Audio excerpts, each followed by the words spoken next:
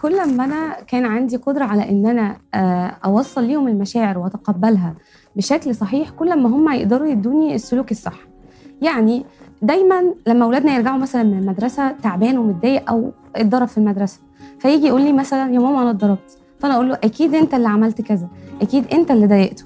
فالرفض الدائم والمستمر لمشاعر ولادنا وإن أنا ما باقدّرهاش، دايمًا بيخلّيهم في خانة إن أنا باتجاهل المشاعر بتاعتهم، مش هيثقوا فيها مرّة تانية، وهيلاقوا إن الحاجات دي مهدرة. يعني إيه واحد ضربني، يعني إيه أنا راجع متضايق أو مخنوق. دي حاجة. الحاجة التانية هي فكرة إن أنا باخلّيه يثق في مدركاتي أنا مش في مدركاته هو. بمعنى إيه؟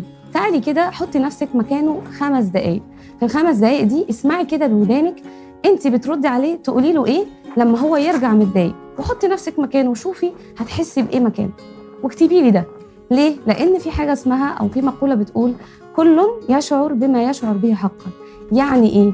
يعني ما ينفعش أنت تتعوّر وأنا آجي أقول مكانك أي، ما حدّش بيحس مكان حد، دي حاجة.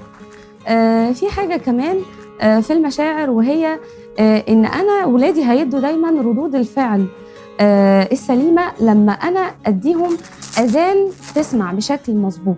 فيها فرق كبير ما بين السمع والاستماع، أنا أسمعهم وأنصت لكل كلمة بيقولوها.